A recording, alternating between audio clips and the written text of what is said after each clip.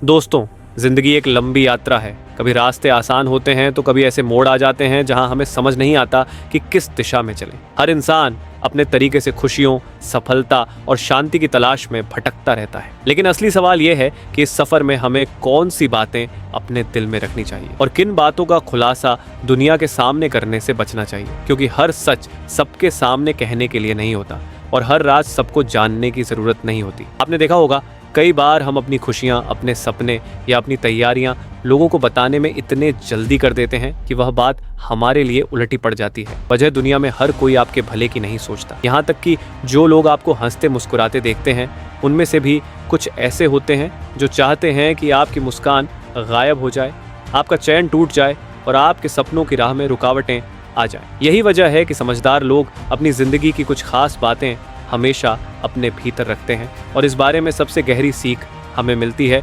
भगवान गौतम बुद्ध के उपदेशों से। बुद्ध कहते हैं, मौन सिर्फ शब्दों का अभाव नहीं है, बल्कि यह आपके जीवन की ढाल है। यानी कई बार चुप रहना ही आपकी सबसे बड़ी ताकत बन जाता है। आज की इस वीडियो में हम बात करने वाले हैं उन 7 बातों के बारे में जिन्हें आपको कभी भी दूसरों से साझा नहीं करना चाहिए, चाहे वो आपके सबसे करीबी ही क्यों ना हो। ये सिर्फ बातें नहीं हैं, बल्कि ऐसे सिद्धांत हैं जो अगर आप अपना लें तो जिंदगी में आपको वो सुकून और मजबूती देंगे जिसकी तलाश हर कोई करता है, लेकिन कम ही लोगों को मिल पाती है। ये वीडियो उन सभी के लिए है जो अपनी जिंदगी में बुद्धिमत्ता, आत्मनियंत्रण और मानसिक शांति चाहते हैं। और हाँ, आगे जो बातें आप सुनने वाले हैं वे सिर्फ कहने सुनने के लिए नहीं हैं।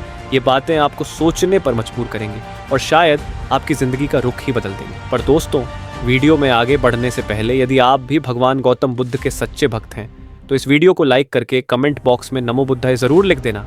और दोस्तों, यदि आपने अभी तक हमारे चैनल जर्नी टू रिचेस को सब्सक्राइब नहीं किया है तो चैनल को भी सब्सक्राइब कर लेना ताकि आने वाली वीडियो सबसे पहले आपको मिल पाए। सोचिए, अगर आप ये जान जाएं कि किन बातों को छुपा कर रखना आपकी सफलता और शांति दोनों को सुरक्षित रख सकता है, तो क्या आपकी जिंदगी और आसान नहीं हो जाएगी? यही तो है असली खेल, सीखना कब बोलना है और कब चुप रहना है। तो चलिए अब बिना समय गंवाए हम उस ज्ञान के सफर की शुरुआत करते हैं जो भगवान बुद्ध की गहरी सीख पर आधारित है और जो आपके सोचने का तरीका हमेशा के लिए बदल सकता है। दोस्तों, इस दुनिया में आपकी सबसे बड़ी ताकत और सबसे बड़ी कमजोरी एक ही चीज हो सकती है, आपके रिश्ते। किसी पर आपका भरोसा, किसी से आपका लगाव, आपके दिल के सबसे करीब के रिश्ते, ये सब अगर गलत कानों में चला जाए तो वह प्यार और भरोसा सबसे बड़ा हथियार बन सकता है आपको गिराने के लिए। मैंने एक लड़की को देखा, नाम मान लीजिए प्रिया। उसकी जिंदगी में एक ऐसा इंसान था जिससे वह हर छोटी बड़ी बात शेयर करती थी। परिवार की बातें, दोस्तों की बातें, उसके डर, उसके राज, सब कुछ। प्रिया को लगता था कि सामने वाला उसकी भावनाओं की कद्र करेगा,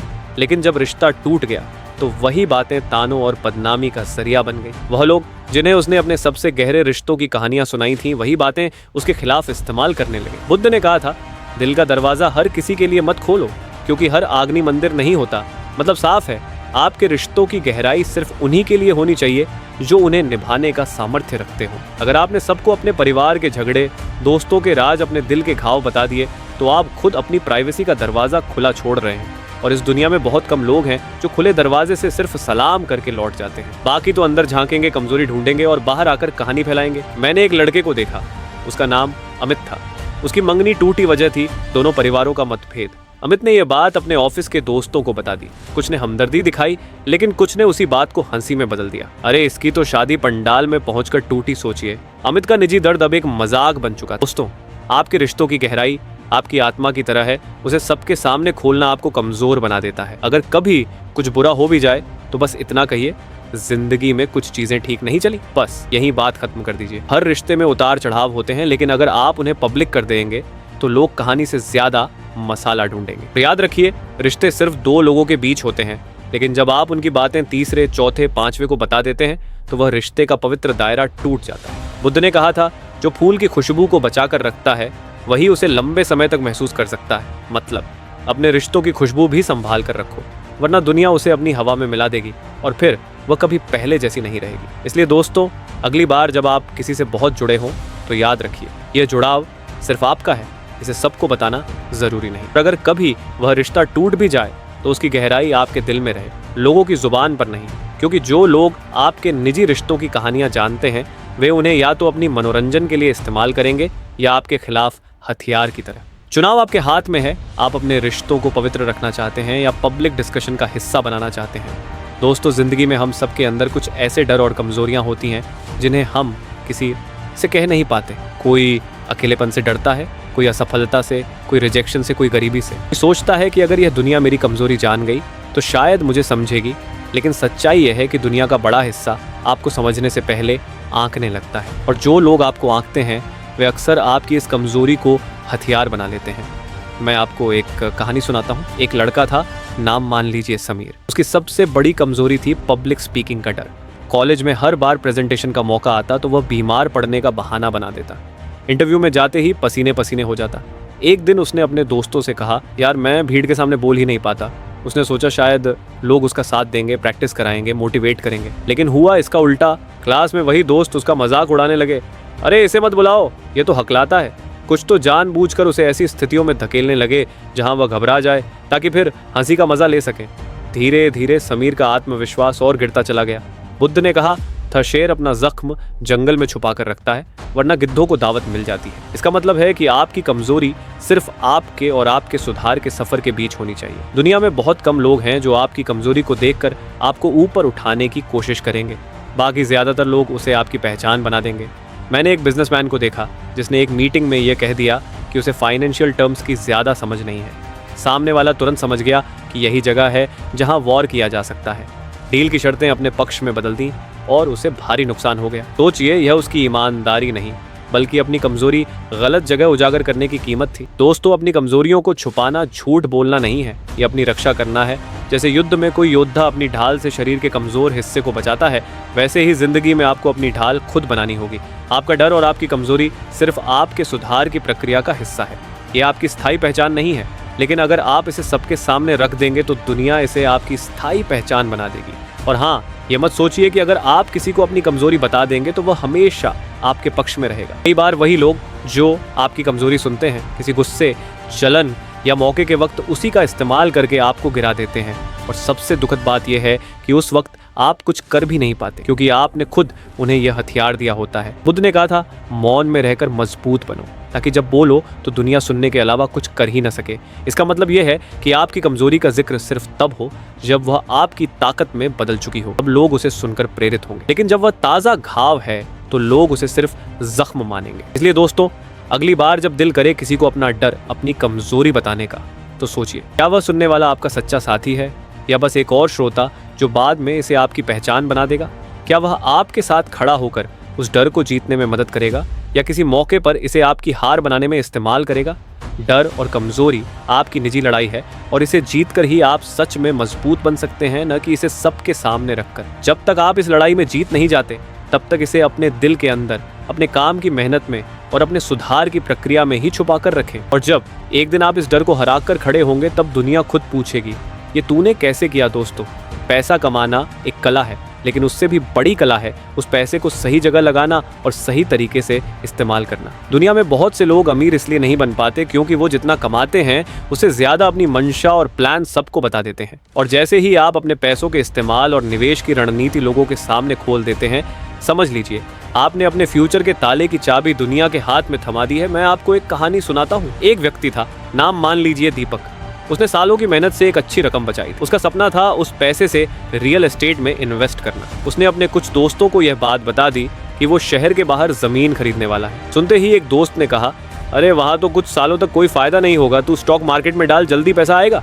दूसरे ने कहा, म्यूचुअल फंड में डाल, तुझे रिटर्न बेहतर मिलेगा। कुछ ने तो बिना पूछे ही उसकी प्लानिंग बदलने की कोशिश शुरू कर दी। नतीजा, दीपक कंफ्यूज हो गया, प्लान बदल दिया और जिस जमीन को खरीदने का सोच रहा था वहां कुछ ही सालों में प्रोजेक्ट आया और कीमत कई गुना बढ़ गई। बुद्ध ने कहा था, बीज बोने के बाद खेत में रोज झांको, वरना अंकुर की जड़ें कमजोर पड़ जाती हैं। मतलब साफ है, आपके निवेश का बीज तभी बल देगा जब उसे शांति से पनपने दिया जाए, न कि हर किसी के सुझाव और शक के पानी में डुबोकर।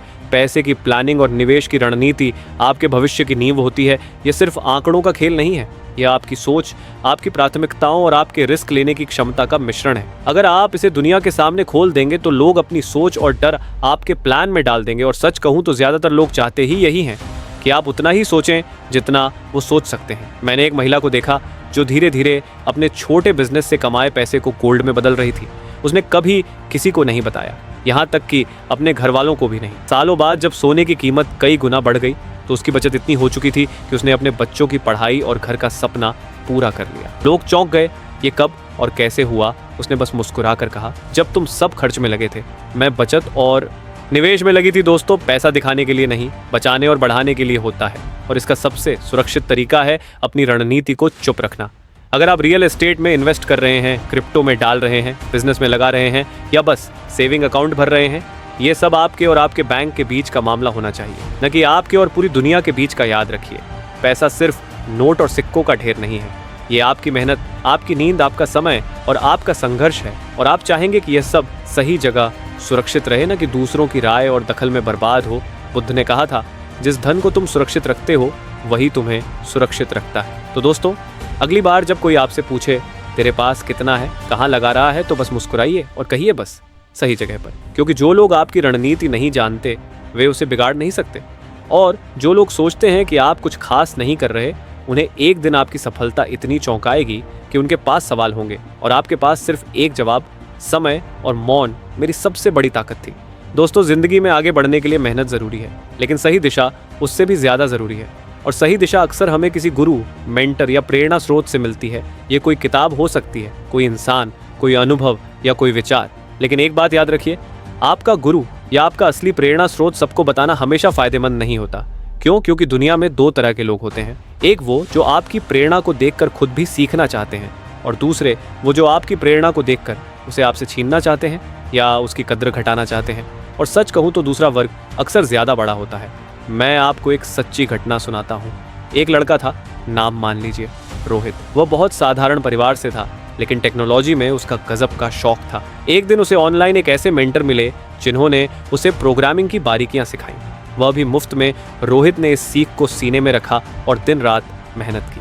1 साल के अंदर उसने इतना अच्छा सॉफ्टवेयर बना लिया कि लोग हैरान रह गए। लेकिन गलती तब हुई जब उसने अपने दोस्तों को बता दिया कि वह किससे सीख रहा है और कहां से सारा नॉलेज ले रहा है। कुछ ही हफ्तों में उसके ही करीबी दोस्त उसी मेंटर से सीखने लगे और वही स्किल कॉपी करके उसी मार्केट में उतर गए। अब रोहित को वहां खड़े रहना मुश्किल हो गया जहां वह अकेला चमक रहा था। बुद्ध ने कहा था, विद्या वह दीपक है जो अंधेरे को मिटाता है, लेकिन अगर उसे सबके हाथ में दे दिया जाए तो हर कोई उसे रोशनी के लिए नहीं, कभी कभी जलाने के लिए भी इस्तेमाल करता है। मतलब साफ है, आपकी सीखने की प्रक्रिया और उसका स्रोत एक निजी खजाना है, और खजाने को सबको बताना उसे खतरे में डालना है। मैंने एक और कहानी सुनी थी, एक बिजनेस वुमन की, जो हर महीने अपनी स्किल्स अपडेट करने के लिए इंटरनेशनल सेमिनार अटेंड करती थी। उसने कभी किसी को नहीं बताया कि वह कहाँ जाती है, किससे मिलती है और क्या सीखती है। सालों बाद जब उसका बिजनेस देश के टॉप ब्रांड्स में शामिल हो गया तो लोग हैरान रह गए, ये सब उसने कहाँ से सीखा? उसने बस मुस्कुरा कर कहा, जब तुम छुट्टियों में थे मैं सीख रही थी। यही फर्क बनाता है। गुप्त सीख का असर तब दिखता है जब आप अपनी मेहनत के नतीजे के साथ सामने आते हैं, न कि अपनी तैयारी के शोर के साथ। दोस्तों, आजकल सोशल मीडिया पर हर कोई अपने सीखने के सोर्स को दिखाने में लगा है। ये कोर्स कर रहा हूँ, ये किताब पढ़ रहा हूँ, इस इंसान से ट्रेनिंग ले रहा हूँ। लेकिन सच्चाई ये है कि 80% लोग ये देखकर आपको मोटिवेट करने की बजाय या तो आपका मजाक उड़ाएंगे या फिर चुपचाप आपका रास्ता कॉपी करेंगे। और कॉपी करने वाले कई बार इतने आगे निकल जाते हैं कि असली मेहनत करने वाला पीछे छूट जाता है। आपको अपनी सीख को छुपाने के 3 बड़े फायदे होते हैं। पहला, आपकी यूनिकनेस बनी रहती है। जब लोग नहीं जानते कि आप किससे सीख रहे हैं तो वे आपके अगले कदम का अंदाजा नहीं लगा सकते। दूसरा, आपका मेंटर या स्रोत भी सुरक्षित रहता है, क्योंकि कई बार ज्यादा भीड़ उस स्रोत की क्वालिटी को कम कर देती है। तीसरा, आप बिना किसी बाहरी दबाव के अपनी सीख को गहराई तक ले जा सकते हैं। मैंने एक लेखक को देखा जो अपनी किताबें लिखने के लिए हर हफ्ते एक बुजुर्ग विद्वान से मिलने जाता था। ये मुलाकातें चाय, बातचीत और नोट्स से भरी होती थी। उसने कभी किसी को इस बारे में नहीं बताया। नतीजा, कुछ सालों में वह देश के सबसे चर्चित लेखकों में शामिल हो गया और उसकी भाषा, सोच और विचारधारा इतनी अलग थी कि कोई उसकी बराबरी नहीं कर पाया। अगर उसने यह सब पहले ही बता दिया होता तो शायद दर्जनों लोग उसी विद्वान के पास पहुंच जाते और उसकी पहचान भीड़ में खो जाती। बुद्ध ने कहा था, गुप्त साधना का फल सबसे मीठा होता है। सीखना भी एक तरह की साधना है, और अगर आप इसे शांत माहौल में बिना दुनिया के दखल के करते हैं तो इसका असर कई गुना बढ़ जाता है।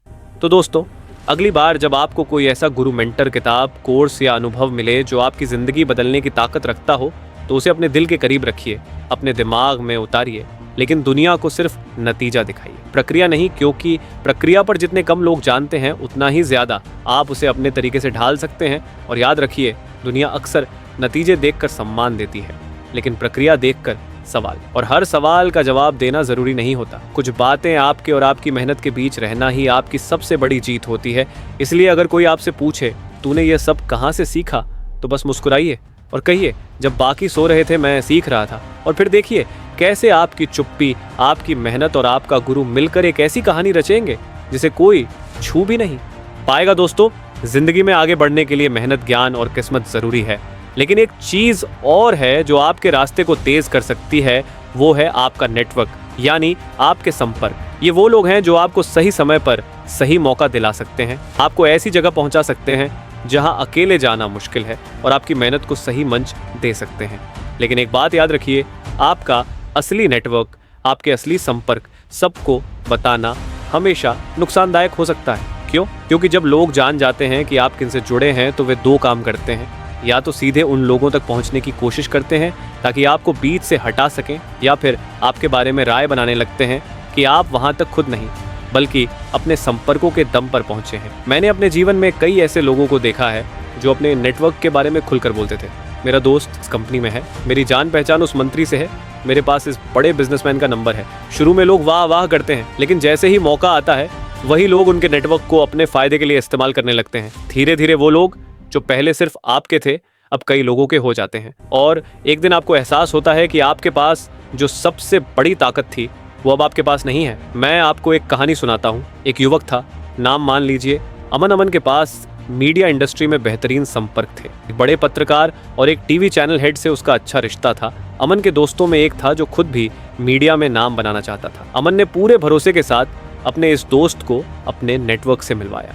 शुरुआत में सब अच्छा चला, लेकिन कुछ ही महीनों में उसका वही दोस्त उस चैनल में काम करने लगा और धीरे धीरे अमन को ही किनारे कर दिया गया। वजह, अब चैनल हेड को काम के लिए अमन की जरूरत ही नहीं थी, क्योंकि सीधा कनेक्शन बन चुका था। बुद्ध ने कहा था, जो पुल तुम्हें पार कराता है उसे सबको मत दिखाओ, वरना एक दिन वो पुल टूट जाएगा। मतलब साफ है, आपका नेटवर्क वो पुल है जो आपको एक किनारे से दूसरे किनारे तक पहुंचाता है, लेकिन अगर उस पुल पर भीड़ लग गई तो वो या तो कमजोर पड़ जाएगा या फिर आपके लिए रास्ता बंद कर देगा।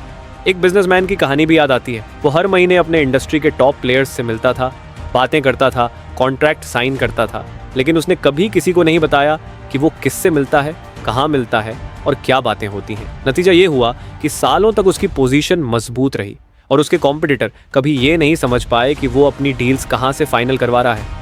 उसका नेटवर्क उसकी ढाल भी था और उसका हथियार भी, लेकिन ये सब सिर्फ उसके और उन लोगों के बीच की बात थी। दोस्तों, एक और बात समझिए, आपका नेटवर्क सिर्फ आपके कॉन्टैक्ट लिस्ट का डेटा नहीं है, ये विश्वास का रिश्ता है, और विश्वास बहुत नाजुक होता है। अगर आप बिना सोचे समझे लोगों को अपने नेटवर्क से मिलाते रहेंगे तो एक दिन आपका ही भरोसा टूटेगा।